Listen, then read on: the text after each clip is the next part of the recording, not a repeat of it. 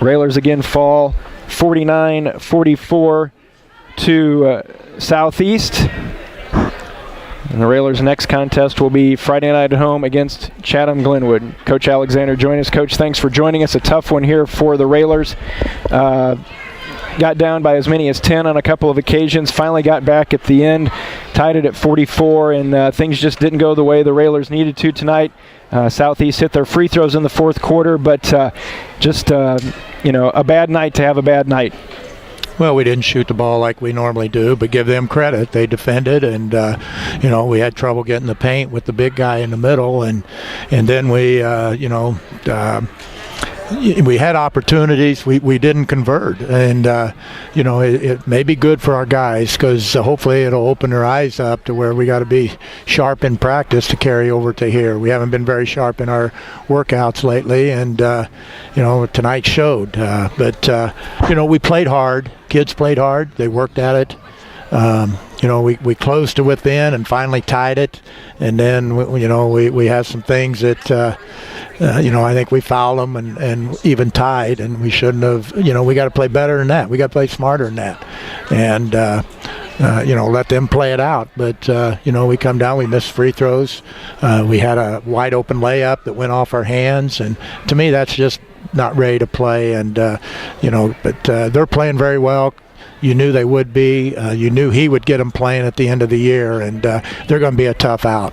Yeah, Coach, you talked about our opportunities. Had several layups, I think, to start the third quarter or early in the third quarter, and then Hoppy got loose, and Cook kind of overled him on a pass. That was an easy layup, and Gavin gave Hoppy an easy score down on the baseline and just dribbled off his hands. And I think, as you said it, we've been flirting with this game for several games now, three games, and we've been lucky enough, I think, to make some plays and come down the stretch and enough to win, but you don't do it on a night on the road, becomes even tougher. So as you said, maybe this is a good loss for our guys right now. Well, it's bad to have one here at the end of the year when you're trying to get yourself focused and ready to play moving into the regional next week, but hopefully we can come out and have a good couple days, because we could end up Friday night. We're playing a very good basketball team, and they're very well coached, they're disciplined, they got great players, and I think the only thing that's a difference in that game, I hope, is having a home court advantage.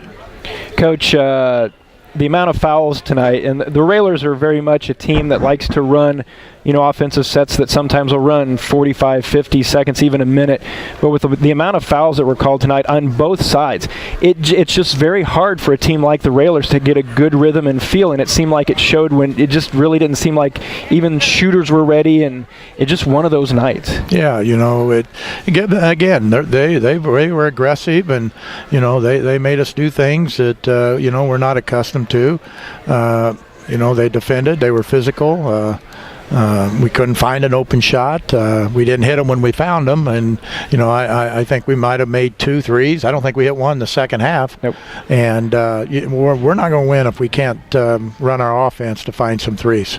Yeah, Coach, and I think as far as the offense goes, but turning to the defense is I think where maybe our biggest question would be is when they were able to shoot the three from the perimeter and then to get it in the middle to Hughes, and of course they got the big guy Owsley underneath, posed a lot of problem for us. But this is the type of teams you're going to see in the regional with Eisenhower and MacArthur, and even if we're lucky enough to get by either Mount Zion or Paris, teams that are very similar to Southeast. Well, they done a nice job, and they gave us a lot of problems getting the ball inside, but we also played so wide because of the shooters that they have, and we were going to take away the three and let them have some things inside before we let them hit the three. You can only cover so much, and they've got all shooters sitting on the perimeter, so they shot their free throws very well, and basically if they don't shoot free throws, they don't win the game.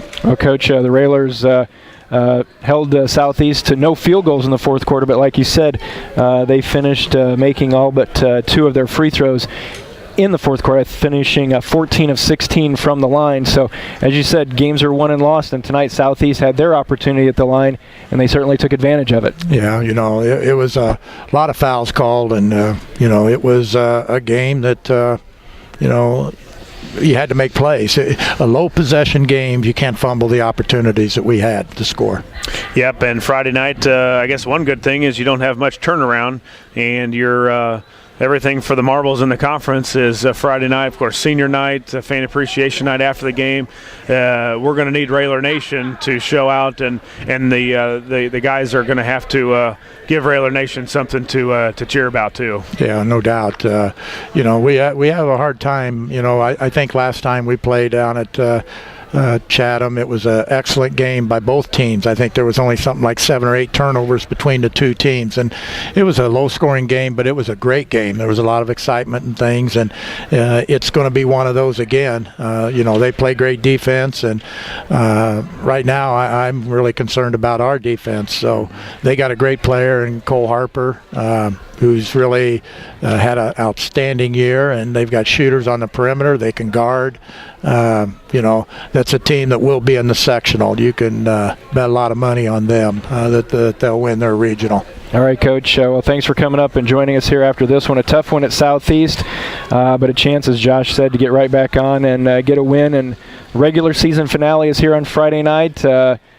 Central State 8 title on the line.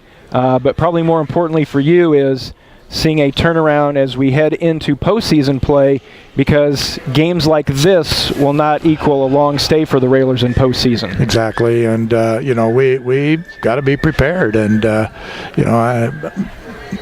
they done a great job on us, and give them credit. They're very well coached and disciplined and got great players. All right, Coach, thanks for joining us, and we'll see you back at home on Friday night. Okay, thank you. Railers fall 49-44. We'll be back to wrap things up in a moment. You're listening to Lincoln Railer Basketball. I find nobody